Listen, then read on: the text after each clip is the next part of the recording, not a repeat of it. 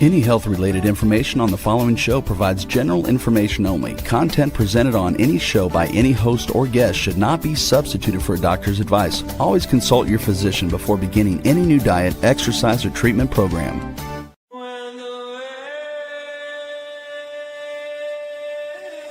For centuries, ancient cultures knew the secrets to longevity, vitality, and healing. Now, modern science is catching up. Ageless Blueprint is a podcast that will reveal the modern secrets of better health and a better life. Join Dr. Eldred Taylor here today and every Wednesday at 9 a.m. Eastern Time on W4HC Radio at W4HC.com. As together we discover the secrets to better health through science and spirituality. A better life with Ageless Blueprint starts now. Here's your host, Dr. Eldred Taylor. Hello and good morning. It is Wednesday, and that means it's time for the Ageless Blueprint. I'm Dr. Taylor. I am the hormone doctor and the spiritual MD. And as always, I'd like to talk about what life is about these blueprints, about how the menstrual cycle and hormones and reproduction and all of that is ageless. And here's what I want to talk about today is that there are a lot of people who are on hormone replacement. There's a lot of physicians and healthcare providers who are providing hormone replacement. But the key is, are they really clear? Okay, is the patient really clear about what this hormone is, what it does, how does it affect me, how does it affect my menstrual cycle, how does it affect cycles, balance, and transitions? That's what I talk about, is how is this monitored? What am I supposed to do if this happens? What happens if this happens? That's why I'm saying I don't think there's a lot of clarity.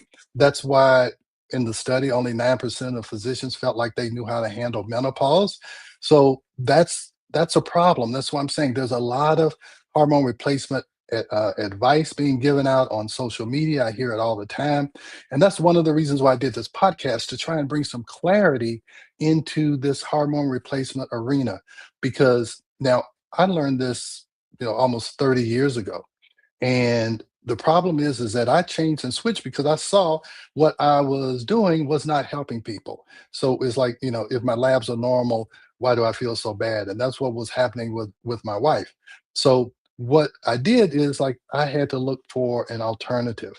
And the problem is that most physicians and most of the governing bodies are still basing their treatment on these old ideas.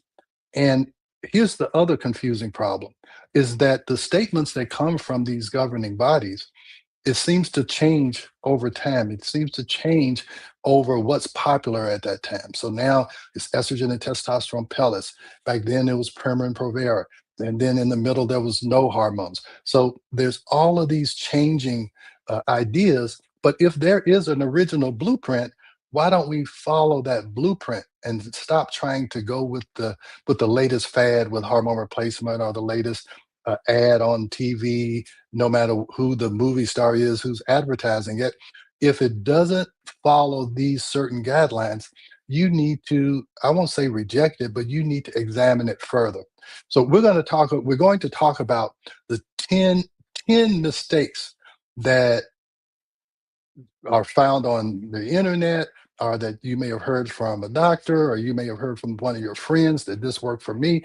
And I see that on the Facebook groups, is that people are asking other people how to handle menopause. And so again, all of those women are on hormone replacement, or they're thinking about hormone replacement. And instead of having one source material, they go and it's just crowdsourcing. So I don't think we should crowdsource hormone replacement. I believe that we should follow the blueprint and not go against what nature and how the hormones actually work. All right, so let's go to the slides now. I'll put on my glasses so I can see my slides, but I'm trying to cut down on this glare. But let's look at this. Okay, the 10 myths that keep hormone confusion alive. Wrong test, wrong hormones, wrong pattern. And that is the main problem, is that we start out with the wrong test. And that begins this whole cascade, is that we look at the blood, we look at everything is normal when they're premenopausal, and then when they're postmenopausal, all of a sudden everything's low. And we don't understand it. Okay. Doctors don't understand it. I didn't understand it, but you have to do the right tests. And blood is not the right place to look for fat soluble hormones. Okay. When I say fat soluble, that means the sex steroids, all of those are made from cholesterol. And that's why you don't get fooled in thinking that you don't need cholesterol, because you do. You just don't need too much of it. All right, now let's go to the next slide. I think I can control these myself. All right. See, here's the other thing. Women will come in and we do these intakes, and they'll list all of these problems: brain fog, irregular cycles, can't sleep, migraine headaches, all of these symptoms, anemia. And everybody, they partition them off to whatever specialist they think might be able to handle the problem. So if you can't sleep, you get a sleep study. If your moods are abnormal, then you go to a therapist or you go to a psychiatrist. If your thyroid, it's all of these symptoms, PCOS, fibroids, all of these symptoms, they actually do have one common denominator, and that it is a hormone issue. But what happens is you look in the blood and the hormones look normal. You know there's a hormone problem, even though you don't have proof. Most of the time, you're still treated with hormones. You're still given birth control pills. You're still given estrogen or testosterone, even though the blood test said that there's nothing there. So you gotta question it. That's what I'm saying. If my hormones are normal, then why are you treating me with hormones? There must be an explanation for that. All right, next slide. All right, there we go. All right, so here's the core mistake. We think that everything is separated out. Okay, we think that the everything works in isolation. So if you look over here on this one, you see that everything looks like it's all separated out. You have your lungs, you have your heart, but you have to understand that all of this is connected. If you look at that second diagram, all of it is connected. And if you look at that middle part is the rest and digest system. And that's what mostly gets turned off. That's why your heart beats fast. That's why you breathe shallow. That's why you have brain fog. That's why your gut doesn't work, because those are parasympathetic. And you see that on the muscles, that's sympathetic. And when you're in fight or flight, all the blood goes to the exterior. It all goes out here. Okay. And that's why that's so detrimental, because the organs that restore your memory, restore your gut function. All of that is when you're resting and digesting. And progesterone helps you to do that. We are so focused on estrogen and testosterone, but what we have to understand that this system is all interconnected. So if stress is an issue, it's going to cause a problem with everything in the middle, and that includes your reproductive system. It's going to have a problem with your gut, with your liver. All of that is going to be affected when you're in survival mode, because all you want to do is run or fight. So all of the resources goes out here and none stays there. So that is a major problem. And that's why when you don't get this right, it seems to be a whole body effect.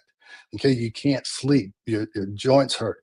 Everything gets thrown out of balance when you're in this fight or flight state, when you're in this sympathetic state. So a better framework is to look at it on a different way. You can't solve the problems that you have thinking the same way you've always thought.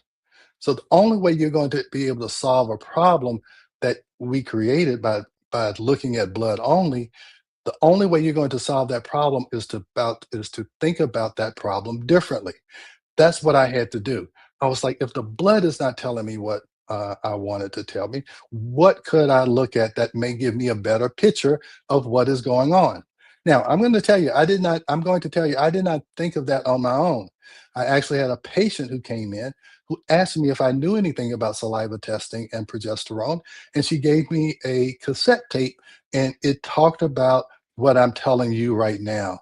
And it changed the course of my career 25 years ago. And we wrote a book, Are Your Hormones Making You Sick? And we wrote another book called The Stress Connection, because we finally understood. When I say we, it's my wife and I, because she is really my test case. She's a physician also. And that is the key. You have to test to give you something that you can work with. And I was a guest on a podcast yesterday, and I was talking about is that if saliva or some other test is 10, 20, 30, or 40% better than blood, it's better than just relying on something that we know. That's why all of these women start to talk about how they feel awful, but their lab tests are normal. That's because you haven't done the proper test. All right.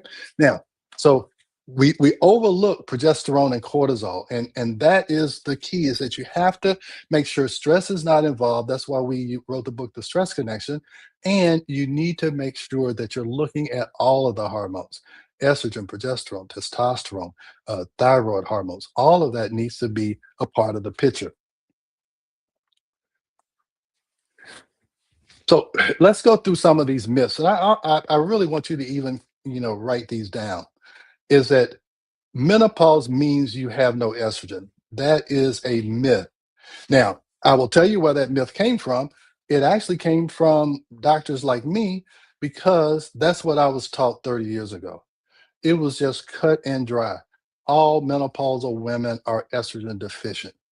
And that is what I believed for the longest, until I started using the correct test. When I used the correct test and I saw the estrogen that's being made in the fat tissue. So even though you are menopausal, your fat tissue still makes estrogen, but you don't see it in the blood. And I'll tell you why in a minute. And the only way you're going to see it, you have to see what the tissue is doing, because estrogen is made in the fat tissue. It's made in the fat tissue, I believe, because women, even though they're not reproductive anymore, they still want to keep their femininity.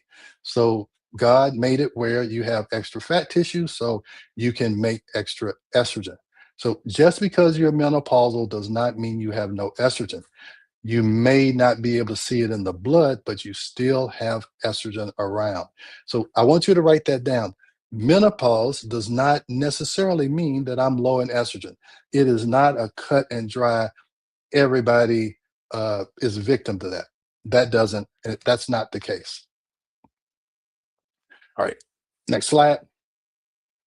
All right, so blood testing. So the next thing I want you to write down is that blood testing is not telling you the full story. So you can stop going and getting your blood drawn and asking them to test your hormones. It's not going to tell you anything. Okay. And so don't get so frustrated when your labs are normal, because you got to understand the blood test is not the only lab in the world. Okay. Those are routine labs, and that's fine to look at liver function, all of that. But you have to do specialized tests if you want a specialized question answered. If you want to know what your gut health is like, the blood is not going to tell you anything. You have to get a stool sample. If you want to know if you have bacteria in your urine, a blood test is not going to tell you unless you're septic. That means that the infection is spread. So you have to do a urine test. If you want to know what a piece of tissue is, you have to do a biopsy. So so what you can say is that my blood tests are normal, but I don't know about my actual hormone test and how that is affecting my tissue, my organs. That's what you want to know. So don't believe that the blood test tells you everything about everything. There's food sensitivity tests. There's all types of tests that you can have if you want a special question answered. So don't think that, if my blood tests are normal, that means everything in my body is normal. It just doesn't happen. All right, so what is this? Myth number 3? Yeah. This has been a recent development, because 20, 25 years ago, we never thought about giving women testosterone for energy. We didn't think about, as an OBGYN, we didn't think about anything. We thought about energy like most doctors do now. How is your thyroid and what does your blood count look like? But there's another source of energy called cortisol that really nobody measures. I won't say nobody. Most doctors or patients don't understand it, don't know about it. but testosterone is not a natural source of energy for women. And I don't know how many times I have to say this, but it's not. And here's what I want you to understand is that you may use testosterone for muscle mass. Some people use it for like cystitis or whatever. But for energy, it may give you an initial boost, but that is not your long-term source of energy. And that's why I did a podcast just last week, is saying that the number one symptom in perimenopausal women was not low libido or weight gain, and I would have thought it was sleep, but it was exhaustion, that was their main symptom. 52% of the women said exhaustion was their main symptom. And so I think that's where the testosterone and energy production entered the arena. But the real issue is cortisol, and cortisol is your daily energy supply. It goes along with your circadian rhythm. Rebel, we were talking about is that the sun is supposed to turn on your circadian rhythm, give you a cortisol surge during the when you wake up, to wake you up, and then it should dissipate along the day. But when you're under a lot of stress for a long time, this system gets depleted. And some people call it adrenal fatigue. People don't like that, but that's what it is. It gets worn out because you've been under so much stress. And that's what happens during perimenopause. A lot of things are going on. Your body is changing. Your family life is changing. Kids are going off to college. You have elderly parents that you're feeling responsible for. So a lot of things drain your energy. Now, here's the problem. When you look in the blood, in women, testosterone is always low. That's what I learned, and that's what's in the textbook. Women always have a low amount of testosterone in the blood. So all of a sudden, just because you came in and complained of energy, now someone tests something that may have always been there that was not affecting you before, but they see something that looks a little bit out of reference range, and then you get testosterone. And then after a while, it may work for some women, but I won't say usually, but several women will report that they begin growing hair where they don't want it and losing hair where they do want it. So they get thinning hair here, and they also get mustaches and all of those types of things.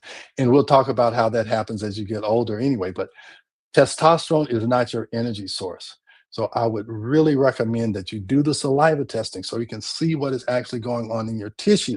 Your tissue may have plenty of testosterone, but if you look at your cortisol, I will tell you, I have done a lot of these cortisol tests, and I would tell you 90% of those are abnormal.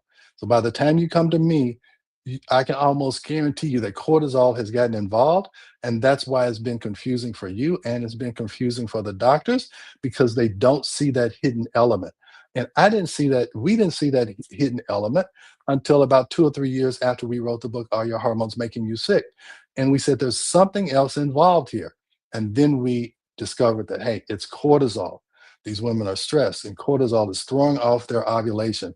It's throwing off everything in that middle part of the body, their gut, their brain. Everything there gets depleted of energy sources because everything's going to the muscles. So I hope that's a clear explanation of that, why your energy gets redistributed and what needs to be done to try to get that energy distribution corrected. And that's what we talk about with nervous system regulation. How do we regulate the sympathetic and parasympathetic nerves? And that's what meditation is about. That's what prayer is about. That's what breath work is about. All about how do we turn back on that rest and digest system, because the sympathetic system is in overload with all of the information that we're getting, information that we want, information that we don't want. It's always putting us in fight or flight. The news does it. It's a great marketing tactic. It's a political tactic to keep you in fear, keep that sympathetic nervous system rolling so that you don't have the energy to really think through problems. And that's why you get all of these simplistic answers about everything. So let me move on. All right. This should be, for me, this is like the most irritating one, is you don't need progesterone if you don't have a uterus. And again, that's what I was taught 30 years ago. You don't need progesterone if you don't have a uterus. Now, let me explain this. Back then, we weren't even using progesterone. Okay, we were using something called medroxy progesterone acetate. That is what you may call Provera, a Depo-Provera, and that is really not progesterone. That is a subset. It's actually it's actually synthetic progesterone. And what they do is they add a carbon, add a hydrogen or whatever to make it different, and then you can patent it. So you don't need Provera, because the only reason why they made Provera is when they were putting people on estrogen, when they thought everybody had an estrogen deficiency, they saw that these women were getting endometrial cancer, they were having heavy bleeding. So they made Provera in order to control the bleeding if you had too much estrogen, if you had a uterus. So they thought that the only reason why you needed progesterone is to slow down bleeding if you had too much estrogen. But that's not the whole idea around progesterone. That's what the progestin did, the altered progesterone. But progesterone affects all portions of your body. It affects your brain. It affects your heart rate. It affects your sympathetic nervous system because it's calming. It affects your sleep. It affects your stress. It buffers you against stress because it's a calming hormone. It makes GABA in the brain. GABA is a calming neurotransmitter. So if you don't have progesterone, even if you don't have a uterus, you're going to have trouble with sleeping. You're going to have trouble with brain fog. You're going to have trouble with your moods. You're going to have trouble with your stress if you don't have enough progesterone. That's why you measure that, so you can see the balance of estrogen and progesterone. And the other reason why you want progesterone is because estrogen stores fat for energy, and progesterone burns that fat for energy. So if you don't have enough progesterone, that's why you can gain weight in perimenopause and menopause, just because of this lack of progesterone. And let me make this very clear, is that, remember how I told you that you have a backup estrogen system? Even if you are postmenopausal, you still can make estrogen. But let me tell you what 100% of women will do if they live long enough. They will stop ovulating. No doubt about it. There's not a lot of Sarahs in the Bible that have babies in their 90s. But when you don't ovulate, you don't make progesterone. So now you have a backup estrogen system, but you don't have a backup progesterone system if you don't ovulate. So instead of being taught that 100% of women are estrogen deficient in postmenopause, I would say that 100% of women will stop ovulating. And the only hormone that is associated with ovulating is progesterone. So now I hope that makes it clear, if you are on hormone replacement, or if you're prescribing hormone replacement, is that if you want a generalized statement, the generalized statement should be the opposite of what people believe. You do need progesterone if you do or you don't have a uterus. You need progesterone. And here's the other thing I want to get across, is that most people look at the blood and they see no estrogen, and so they think you need estrogen also. That's why you look at the saliva test first. 80% of my patients aren't on estrogen. They're just on progesterone, because I can see what's really happening in the tissue and not just what is circulating in the blood. So that is why saliva testing gives you much more information than you could find in blood testing. And again, I know I'm not the only one talking about this, but it's so hard to change marketing and public opinion and what the public thinks is true. And we think a lot of things are true, but I want you to really get clarity about this and not just follow what your girlfriend said, or what this one doctor said, or what one person, even me. Question what I'm saying. Look it up. Go ask ChatGPT. Now, I will tell you, ChatGPT is going to like look at everything that's on the internet. So you have to be careful, but look up some specific things. I actually have a school that you could join for free, and you could get a lot of information there. We have it on our website. We'll have all of that in the description in the podcast.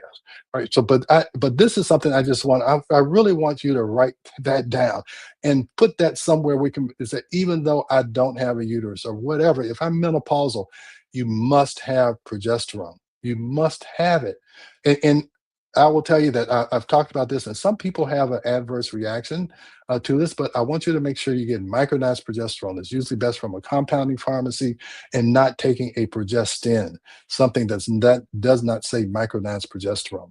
That's what you want to look for. There we go. All right, so let's go to the next. I'm trying to make sure I'm making good time here. All right, hot flashes are only about estrogen. Wow, I see this. That's what I'm saying. We're so focused on estrogen, and and you've already seen this. If a woman gets estrogen and they don't have enough progesterone, a lot of times it may take away the hot flashes, but it may not. But a lot of times it increases their fat, so they start to gain weight, which is very distressing to women.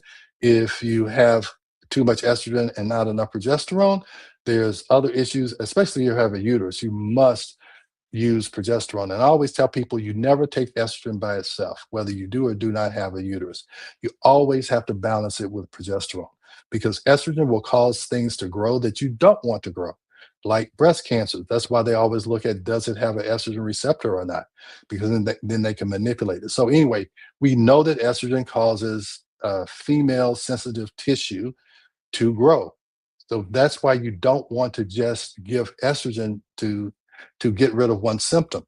You have to make sure you're giving it in the right amount and you have it balanced by progesterone. And again, that's why I like to use progesterone only so that I don't have to worry about increasing this woman's risk of breast cancer.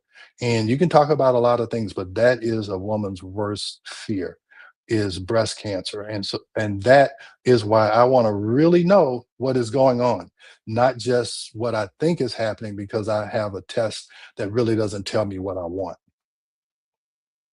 All right.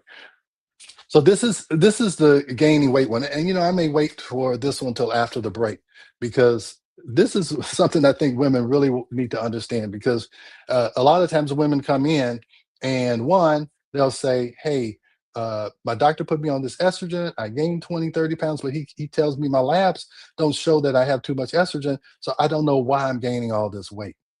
Again, it's because all of this is happening in the tissue. It's not happening in the blood.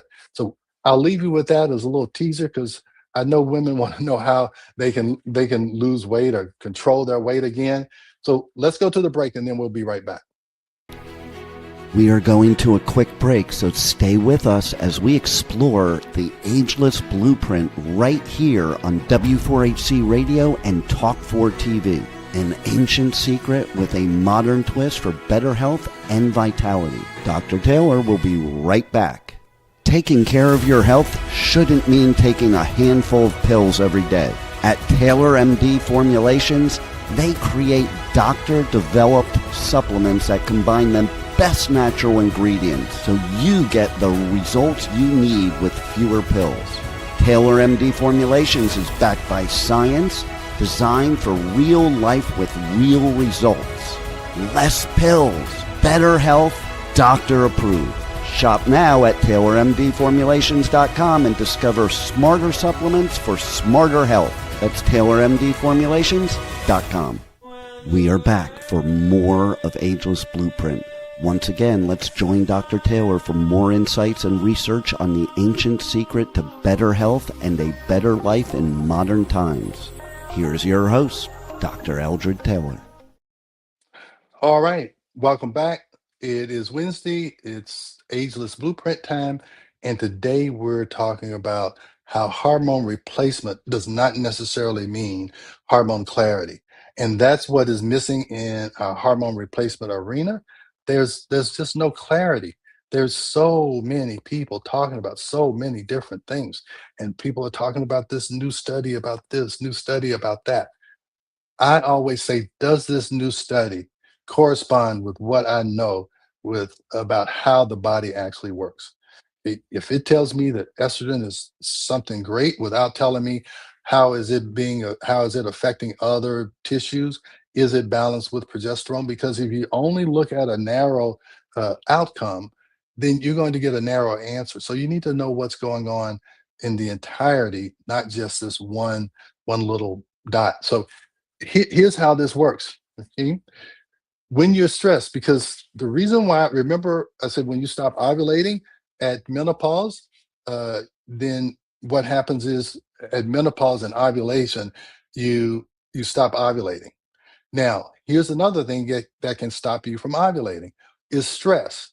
So when you're stressed, your body says this is not the time to put a physical stressor on you like pregnancy. So what it does is it says we are going to stop ovulation. We can't afford for you to get pregnant. You're already stressed. Stops ovulation. So what does that stop? It stops progesterone. Now, if we're in the arena of weight gain, remember progesterone burns fat for energy. So if you stop ovulating, you're going to have a abundance of estrogen, and estrogen is going to start to store that fat. And here's the problem: is that estrogen stores fat, and then that fat tissue makes more estrogen. So you have this vicious cycle. Estrogen stores the fat, and then the fat makes more estrogen. That is a real problem. And that's why women feel like they lose control of their weight.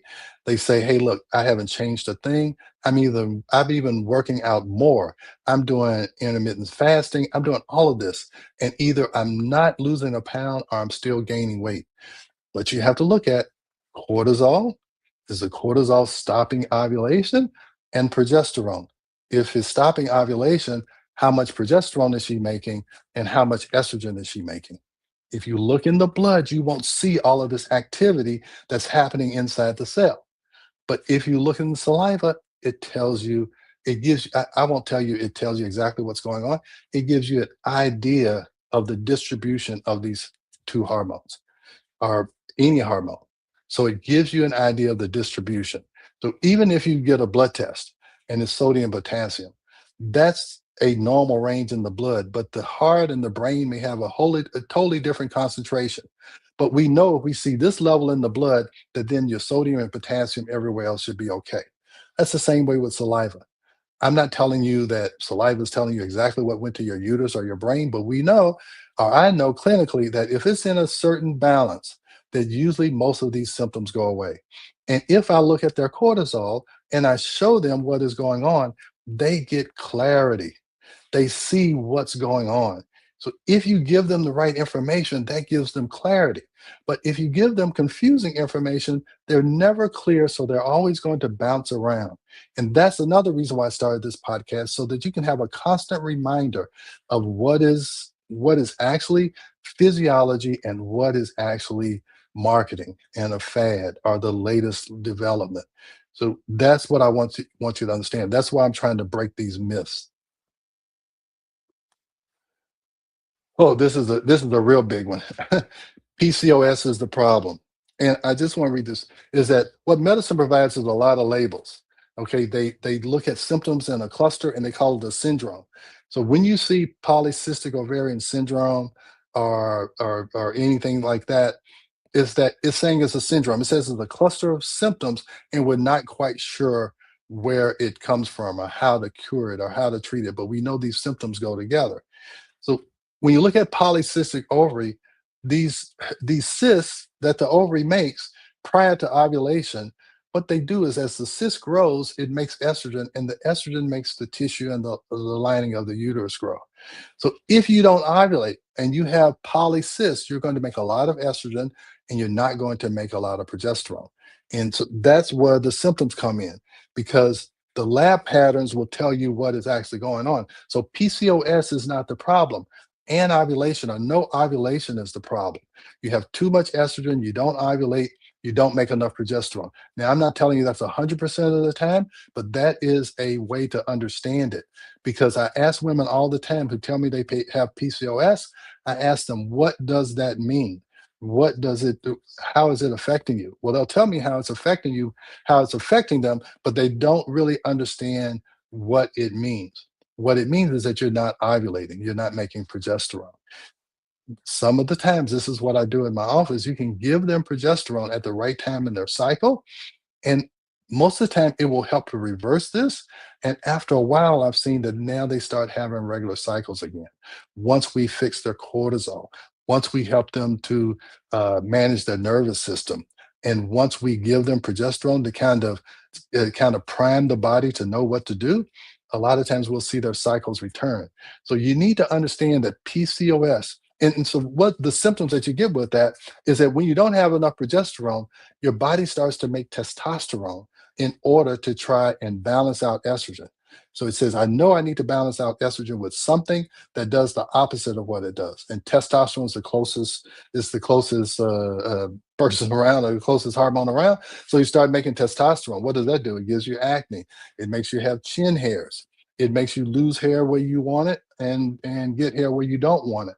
That's the same thing that happens in menopause when you see these older women with thin hair and they have a mustache because progesterone has gone away and testosterone has tried to come to balance things out. But then it causes its own problems because that is not the normal balancing hormone. So I think that's key to understand, is that testosterone will try to correct the situation. So every symptom, this is why women get shuffled around, because every symptom has to be seen by a different doctor. So now, I will tell you, when you talk about antidepressants, I say gynecology made simple is like this, is that if a woman is young, less than 40, 45, she comes in with any problem, she's going to get birth control pills. Now, it's not telling her what the problem is, it's just she's got irregular bleeding, no lab values are telling her anything, but we give birth control pills. Now, if you are over 45, we gave you hormone replacement and we ask you if you had a uterus. And then I say, if none of that works, you get an antidepressant so you don't feel so bad about how bad you feel. Or you'll get sent to a psychiatrist, or your PCP will tell you, oh, let's just put you on an antidepressant because your labs are normal. And again, we say, well, let's put you on these sleep medications since you can't sleep because your labs are normal. Let's send you to a psychiatrist and say you have an anxiety disorder because your labs are normal. Let's use these weight loss drugs because I don't know why you're gaining weight because your labs are normal. And then I'm not sure why you don't have any libido, but I know testosterone helps with libido in men, so let's try it in women. And I will tell you is that testosterone is tightly associated with libido in men, but not so with women. And now some women will swear by it, but I will tell you that I also see either the same or maybe more women complain that it may have worked for a while, but they didn't want to deal with the side effects, or it didn't work at all. Because I don't think that testosterone can cover up a cortisol pattern abnormality. And it doesn't cover up well a progesterone deficiency. That's why you want to know, what hormone is the problem? Is it in balance or out of balance? How can I get it back in balance? That's how you keep from sending these patients to 5 different doctors thinking they have 15 different symptoms, when it's all can be explained if you understand the menstrual cycle and you don't succumb to these myths and acting as if they're a fact. You need to be able to have enough information to make good decisions, ask the right questions, reject the wrong treatment plan, and understand whatever you're going to do. Don't ever do anything that you don't understand completely, that you don't have clarity about. Just don't do it. Wait till you get enough information to be clear. I always ask patients, if I tell them something they're unsure, I was like, look, you research it for yourself. I want you to come back and say, I know this is right for me because of all of the information I've told them and what they have researched on their own. That is a patient who is clear, and she's going to be an active part of her recovery, or her feeling better, or her, getting back to feeling like she felt before. All right, let's go to the next one. See how much time I have. All right, so we good. All right, if your doctor says everything is normal, nothing is wrong. So I just went through that. They're going to tell you, hey, we're going to send you to all of these people because your lab tests say that everything's normal. Now, I will tell you again, a lot of times they grab at that low testosterone. The other thing that we were always taught is that if they're tired, you look at their blood count. If they're exhausted, you look at their blood count. What is their hemoglobin and hematocrit? And you also look at the ferritin. Now, I've had a lot of patients come in and say, my ferritin is low. I think that's why I'm tired. And again, I think that can be a problem. Ferritin is where you store iron so that you have enough iron to make new blood cells. So I understand why that could be an issue. But most of the time when I talk to these women, they have signs of having a cortisol problem, and they also have a sign of maybe estrogen and progesterone problems, because usually they can't sleep, they're exhausted, they're all of these things. And so that's why you have to broaden your horizon a little bit, and not just say, oh, if the blood tests are normal, then I need to go and look somewhere else. So common problems with standard testing: incomplete testing panels, symptom management over root cause. We just try, and it's almost like whack-a-mole. You got one symptom, let's whack it with this. You got this other symptom that pops up, let's whack it again. And then this other symptom pops up, so you whack that one. So normal does not always mean healthy. So, and again, you can't think that this one blood test tells you everything about your body. It just doesn't. And and one of the reasons why I did this ageless blueprint is partly for me and my wife too, is to say that even though we're getting older or more mature, that we still have a lot of wisdom that we can distribute. I try to do it in my office. I try to do it in the podcast. I try to do it, is to distribute some of my life experience, and that's how you get wisdom. And I still don't think I'm wise, but some of the things through this experience I have found to be clinically true. And so I've been using saliva testing for a long time, and nothing has given me more clarity that I can distribute to the patient or to my client than having a clear picture of what is going on. And so I don't have to play this trial and error game with, hey, what did this drug do? What symptoms are you having? All right, let's switch to this one. And you end up going 3, 6, 9, 12 months without an answer, and that just causes more stress, or just causes more confusion. So I don't want you to think that your best years are over. If we can get you back to feeling like you felt before, feeling like yourself again, then there's all kinds of possibilities as you age. And I see these women who are distraught at 40, even women at 20, 25, who are having these issues, and they think they're never going to have children. They're always going to feel like this. And that's not the way it is. Okay. There are solutions out there, but you can't keep doing the same thing and thinking something different is going to happen. Just doesn't happen. Hey, Rebel, we have questions at all? Yes, we Oh, do. okay, go ahead. Pop them up on. Yes. Oh, if you have high cholesterol, is that a buildup or a lack of the correct hormones? Now, I will tell you that stress sometimes can increase your cholesterol, because it's trying to open up more cholesterol for you to make more cortisol. But I would not necessarily tell you that the hormones are causing you to have a high cholesterol. Uh, but I will tell you that probably whatever you're doing to cause a high cholesterol is affecting your hormones. Okay, so if you are overweight, then that's going to make you make more estrogen.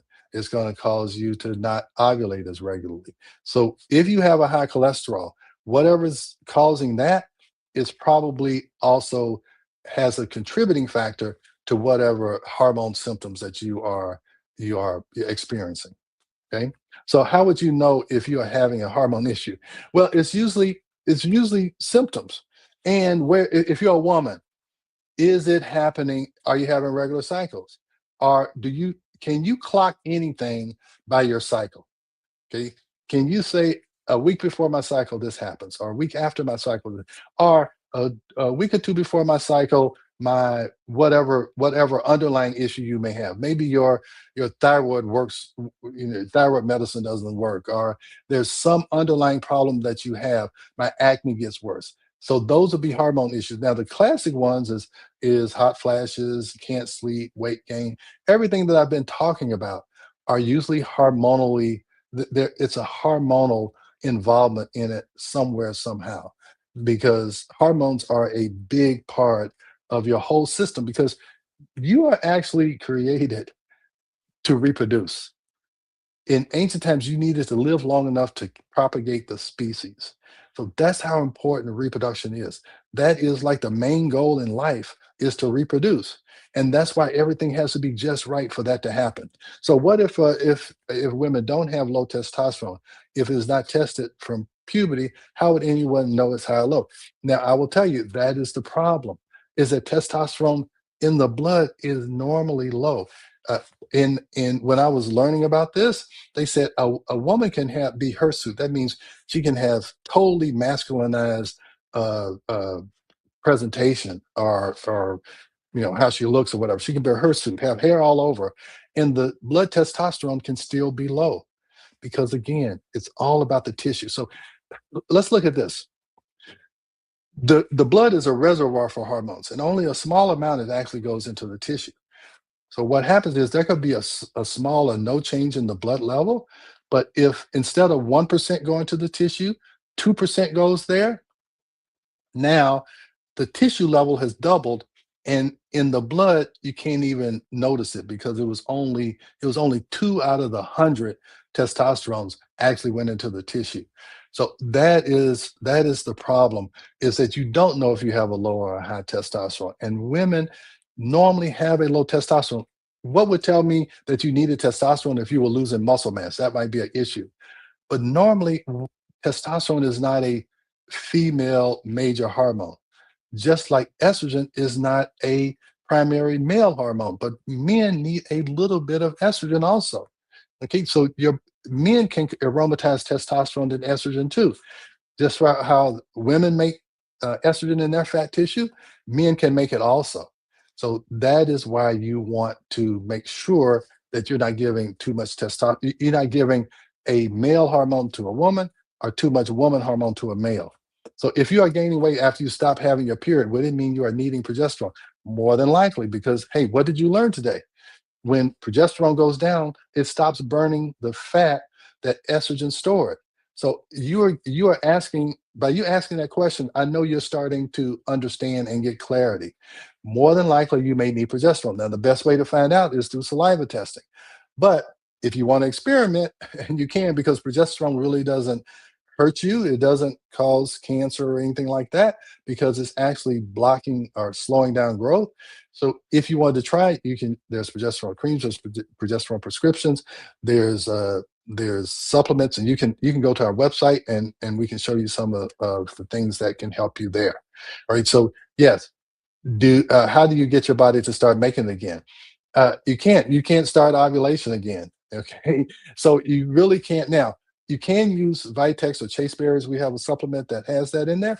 It can help you to make a little bit more progesterone, especially if you're premenopausal. It can help balance you out, but you can't really get your body to make it. That's why it's so crucial, and that's why I say, if you want to have a blanket statement, is that 100% of women will stop ovulating at menopause, and that means 100% of women are going to have a serious deficiency in progesterone. So did you say the cycle can return after hormones are regulated? Why would anyone? No, not in menopause. I'm talking about someone with PCOS. PCOS happens in women who are young, okay, 10, 15, 20, because they haven't really started to ovulate on a regular basis. All right. So I'm not talking about postmenopausal women. No, that's not going to start again. But in PCOS, they usually have no period, or they real heavy periods, or they're real irregular periods. So you give them the progesterone for the 2 weeks each month, 2 weeks on, 2 weeks off, and sometimes their period will come back normally, and now all of their PCOS symptoms go away too. Do you prescribe birth control pills after a woman has stopped her cycle? No. Okay, no, because you're not, when you stop your cycle, you're not low in birth control pills, because that birth control pill does not have progesterone in it. It has a progestin in it. And a lot of times, if you have that plus estrogen, that increases your weight gain, because now you don't have progesterone anymore slowing down or burning the fat for energy. It is a substitute progesterone, it's called a progestin. So no, you don't take birth control pills after your cycle has stopped if you're postmenopausal. All right. Do you use iodine? The use of iodine change? Yes, iodine is a building block for thyroid hormone. Okay, when you talk about, there's something called T4 and T3, thyroid 4 and that thyroid 3. So T4 has 4 iodines on it. T3 has 3 iodines on it. You actually have to remove one of the iodines for you to have the active form of the hormone, which is T3. So another thing I want to tell you about menopause, are we almost done? Another thing I want to tell you about menopause is that estrogen actually slows down or blocks thyroid hormone. So that's why a lot of women at menopause are told that they are hypothyroid, but really it's the estrogen that's making them look hypothyroid. If you balance the estrogen with progesterone, now that's burning the fat for energy, and now they don't look hypothyroid anymore. All right, how much time do we have? I'm done. I didn't put my glasses on, so I couldn't see the timer. All right, so we're done here. See you next week. I hope to have a guest next week, but I'm going to talk about it. So hopefully you learned something. Hopefully we burst a few myths, and I will see you next week. Thanks for joining Dr. Taylor today. If you missed any part of this show, just check out the podcast wherever you listen to podcasts. Ageless Blueprint is every Wednesday at 9 a.m. Eastern Time on W4HC Radio at W4HC.com. Together, we discovered ancient secrets to better health through science and spirituality made for modern times. Until then, feel free to check out agelessblueprintpodcast.com and TaylorMDFormulations.com for more information.